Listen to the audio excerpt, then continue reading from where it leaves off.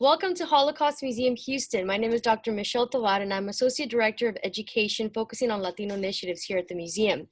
To celebrate the opening of the exhibit Mandela's Struggle for Freedom, we are speaking with organizations from around Houston which are working to protect human rights and serve our community. Today I have the pleasure of speaking with Daniel Garcia Prats of Finca Robles. Daniel, thank you so much for joining us. I'm very excited to learn about more about your organization and the fantastic initiatives that you have at Finca Robles and leading within your community. Thank you for being here. First, can you tell us a little bit about Finca Robles and what is your organization's mission? Thanks, Michelle. Finca Robles is an urban farm, and we're located just east of downtown Houston in the 2nd Ward. We have been working now for the last 6 years to build out a farm that is an asset and resource in building community health in the 2nd Ward. It's primarily a working class Latinx community, and we've really worked over the last several years to not only bring fresh food to the community that we grow on the farm, but also make the space a place for education with area schools coming out for field trips, people coming by for classes, as well as making it an outdoor space for people to come enjoy through various events and things like that. And really using the things that we have to connect with other organizations within the 2nd Ward to really build a culture of health in that community. Great. Now, are there any human rights issues that you feel are very important, and how does your organization contribute to that? One of our big things is around food justice. The 2nd Ward is a food desert, and so we have limited access to fresh quality fruits and vegetables. So what are some human rights issues that you're concerned about, and how does your organization contribute to helping? Yeah, one of the big human rights things that we really work on at Finca Robles has to do with food justice. The 2nd Ward is, and people in that community lack access to fresh fruits and vegetables and healthy food options. It's also considered what's called a food swamp, which means not only is there not fresh produce and fresh food options, there's also an overabundance of unhealthy fast foods and things like that in these communities as well. And so, it's really important to go into these communities and try to provide them with, opportunities to connect with not only healthy food options, but also find the other support resources necessary to be healthy within that, such as education around cooking and things like that as well. And then aside of that as well is environmental justice. We're someone who grows sustainably and is very, we grow organically, so no pesticides and things like that. And the 2nd Ward and a lot of the East End is traditionally sort of more industrial. And so there's a lot of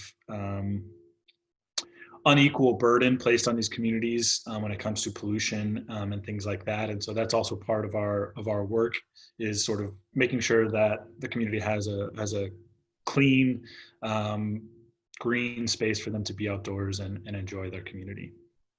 Wonderful. How has COVID-19 impacted your work? COVID-19 has been really interesting for us. When the pandemic hit, we actually saw an increase in demand for people looking for fresh produce. And we also saw an increase in need from people in our community who lost jobs and, were and have been and continue to struggle at this time. Obviously, with a lot of the health issues, being in a working class community, a lot of people who are in the neighborhood and live there who still had jobs were essential workers. And so they were out continuing to work and being exposed to the virus. And so there was also, I think, a disproportionate burden placed on members of our community as well. But pretty quickly, we transitioned to a drive-through model so that people can come and actually drive through to pick up their produce. And then we connected with some of our community partners and people we've gotten to know in the neighborhood and began getting referred people who had lost jobs and were looking for help and support, particularly with with food and getting meals each week. And so for a good portion of the early part of the pandemic in particular, we were serving about 50 families a week with bags of fresh produce, as well as eggs, and working through some community partners, also sourcing some rice and beans to be able to supplement the produce that we were able to provide, all free of charge to these families. And so we've continued to do that. We've scaled back a little bit, just as things have begun to reopen a little bit. The need has lessened somewhat, but we continue to do about 30 bags of produce a week to families in the area. And so, it's something that we think is really important, and that we're hoping to continue to do, until this pandemic is really over. Wonderful work that y'all are doing. How could people and the public get involved with your organization, and how can they help? Yeah, the best way for people to help is, there's really two ways. One would be just coming by and purchasing produce from us. We're open to the general public, so anybody can come by and purchase produce from us. And so that helps us, especially during these economic times, to be able to continue doing what we're doing. And the other thing is the produce that we've been donating to the community has been, we've had portions of that covered by people who have been generous to support that program. But probably about half of it at this point is just coming out of the farm.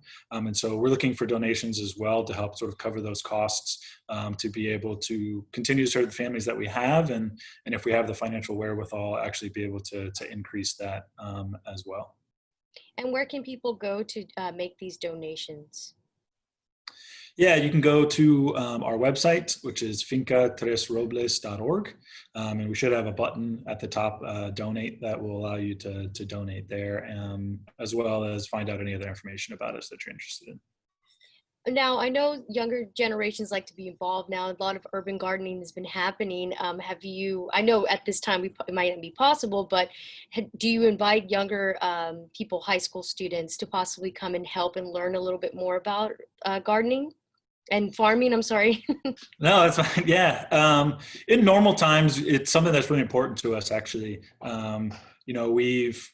We do field trips, and we do field trips from ages pre-K all the way through college students.